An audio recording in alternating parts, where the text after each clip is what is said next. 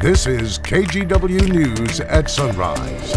A team of Oregon scuba divers makes a chilling discovery in a California reservoir. They discovered the car and what's believed to be the body of a missing teen almost 2 weeks after she disappeared. Police looked in this reservoir, didn't find anything. Coming up, those divers described what they saw. And it is a recent trend online showing thieves how to break into cars, specifically Kias and Hyundais. They engraved Kia Boys into the dashboard and the interior driver's side door. Oh boy, coming up this morning, the message one victim has for other owners. And take a look at this. Eric Patterson, our Sunrise photographer, behind the camera this morning inside Pittock Mansion. Eric is showing us some of the highlights of an exhibit that's been going on there and will continue to happen at Pittock Mansion into November of this year. It's called Black in Oregon, 1840 to 1870. And the exhibit focuses on black people who came to Oregon during the years of legalized racial exclusion, a time when black people were barred from owning a residence and all legal protections. So this has been going on for a few weeks now. It'll happen for a few more months. We get the exclusive look this morning here on the Sunrise Show. Good morning to you on a Tuesday. Welcome back, you two. We have missed you. Yes. Identify yourselves, please. It's Brenda and Rod, Braxton, right? reporting for duty, sir. I went back and looked. I think it was August 11th, the last time the four of us hung out together. No way. That's a long time ago. Yeah, no kidding. Rod, we've had weather since you've last been here. Yeah. That was crazy hot again, weather, yeah. wasn't it? Yeah. You know, it was. We were in Missouri, and it was the most comfortable weather in August I can recall. Wow. It was so nice back there. And you brought it back with you here because it's pretty nice today. Not bad today. We're going to be, I think, equaling yesterday's high, which is a toasty afternoon, but nothing crazy. Right now, we're mainly clear, 64 degrees. We'll be up to 80 at noon and then 88 degrees for high. We are still expecting a return to 90s tomorrow and on Thursday, and we'll have that 7-day forecast for you coming up. Sounds good, Rod. Thank you. Hey, a traffic alert for you this morning. ODOT crews will be paving a 5-mile stretch of Highway 26. This is up on the way to Mount Hood. It's happening just east of Rhododendron. So crews are alternating traffic through one lane, and they say expect delays to be over an hour. ODOT says drivers may want to consider using Oregon 35 or Highway 97.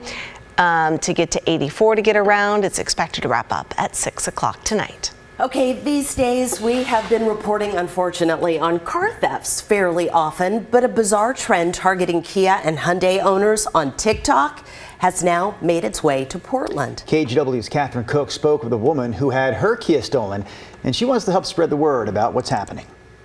With everything else going on, nobody needs this. Someone stole Laura Hall's car. It happened the afternoon of August 10th. Her brown 2016 Kia Soul was parked outside her house on North Detroit Avenue when it happened. In the span of just a few minutes, someone broke the rear window and took the Kia. It appeared to be sort of a team of people working on this. Laura and her neighbors compared security notes. They think the crooks had been driving these white Kia Souls when they rolled up. Found that multiple people in the neighborhood had had Kias stolen within 24 hours. Several of them were white Kias. Someone found Laura's stolen Kia ditched about a mile away. It was out of gas, missing a car seat, its steering column dismantled, and there was this. They engraved Kia Boys into the dashboard and the interior driver's side door. It's a message a lot of car theft victims are finding, which leads them to a series of recent videos shared on TikTok, like this one. Kia Boys show how to steal a car. How do you actually steal a Kia? Is it an easy process? Hell yeah. Could you show us how it looks to steal a car? The videos show crooks using tools and USB drives to start the vehicles, a trick that's working on Kia's manufacture between 2014 and 2021. Started with a charger piece, like this. Crooks are also mentioning Hyundais on social media and targeting those cars as well. Portland police stats show how big the problem is locally. Take a look. In July 2021, theft victims reported a total of 18 stolen Kias and Hyundais. Last month, it was 84. It's really frustrating. Laura isn't surprised. My friend actually just caught someone in the act of trying to steal his Hyundai today. It's just rampant. Catherine Cook, KGW News. The family of a man shot by Hillsboro police say they're now considering legal action against the department. 20-year-old Jose Juan Aguilar Mandujano is accused of attacking an officer last Friday near Southeast 11th and Washington. That's right behind the West Precinct. During the confrontation, the man was shot. His family says he didn't have a weapon, and they believe, based on the response, the officer who fired didn't have enough training. He is only a young man of young age with a thin frame, and that this proves that the Hillsboro Police Department have poor training. Siendo su última opción. Because the officer was not able to stabilize him first with a taser, pepper spray, or a single shot in the foot being his last option. Aguilar Mandujano is currently in critical condition. So far, no word on the name of the officer or the extent of their injuries. An Oregon-based volunteer dive crew helped find the car of a missing teenager in California this week. Back on Sunday, Adventures with Purpose found the car of 16-year-old Kylie Rodney, along with human remains. They were found near the Sierra Nevada campground. Kylie was last seen a little more than 2 weeks ago at a party in that area. Law enforcement officials say they have not been able to identify the body yet, but they say it's more than likely that it's Rodney's. Adventures with Purpose search members Doug Bishop and Nick Rinn talked to NBC last night and described what they saw when they stepped in to help with this investigation. The vehicle didn't stand out like a sore thumb. I had to make several passes over it to kind of verify what I was seeing. That's not a moment that is easy. They have a 16-year-old daughter that's never coming home again. It's not clear yet if Rodney drove into the lake or was a victim of foul play. An autopsy is scheduled for today to officially identify the remains and the cause of death. Also in your morning headlines, arson has been ruled out in the investigation into that giant fire that destroyed Portland's historic Roseway Theater earlier this month. Fire investigators were able to enter the burned out shell on Northeast Sandy and 72nd and believe it was an electrical problem that accidentally started it. The Northeast Portland Theater was first built in 1924. Oaks Park saying anyone 17 and under must now have an adult with them at the park in Selwood. A month ago, we told you about a wild weekend at Oaks Park that made them shut down early. Groups of kids were getting into fights. There was even a knife incident and a kid who supposedly was heard talking about shooting up the park.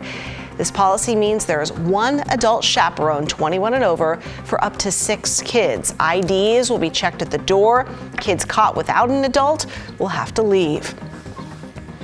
All right, down at Waldo Lake, an update on that Cedar Creek fire. It's over 7,000 acres. It's burning east of Oak Ridge, which is east of Eugene. There's no containment number yet, but no evacuations either.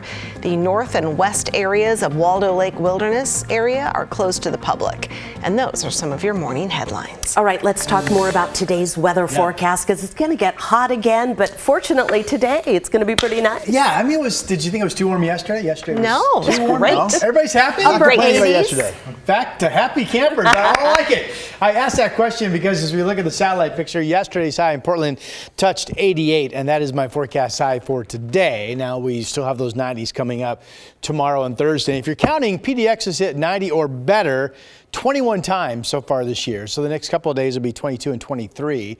And the record still stands from that hot summer of 2018 when we touched 90 or better 31 times. Nothing going on right now. We have thunderstorms firing up north of Great Falls and Montana and pushing up into Canada. It's not showing up on this infrared satellite picture, but all of the coastal cities reporting cloudy skies right now. And our Futurecast models show we could end up with some morning cloud cover in the next couple of hours coming up to Columbia into Cowlitz County and parts of Clark and maybe into downtown Portland. But otherwise, it'll just be a sunny day for us. Current numbers of light winds 62 in Astoria. Kelso, good morning, 61. Are expecting some early cloudiness for you folks. Portland is clear in 64. Bend is clear in 55. Again, winds are mainly light. Not really seeing any weather issues today. I will tell you that there are no fire weather watches or warnings, so that's terrific news for this time of the year, of course. Salem, 88 today. Some modeling is showing that there could be a 90-degree spot in a few locations up and down the valleys. Again, we're going to be close. This stops Salem at 88, Corvallis at 87. Warm to hot this afternoon. Northwest winds 5 to 15 miles per hour. And pretty similar numbers up through southwest Washington, despite the fact that here we do expect some early cloud areas. This shows Battleground at 86. Vancouver getting up to 88 degrees. That's my projection for the Rose City. And then tomorrow and Thursday, 94, 94. Records still up to around 100 degrees this time of the year, generally speaking. Friday, 86. And this could be interesting. And remember, it's Hood to Coast Relay Weekend coming up. That starts Friday, of course. And then Saturday could be a cloudy day for the most part. And one model really shows a pretty good rain chance. We're keeping an eye on that. A high of only 77. And then Sunday morning clouds could be slow to clear for a high of 80. But that's a real comfortable weekend for you, courtesy of your local weather forecaster. You're a superhero. And thank you, Rod.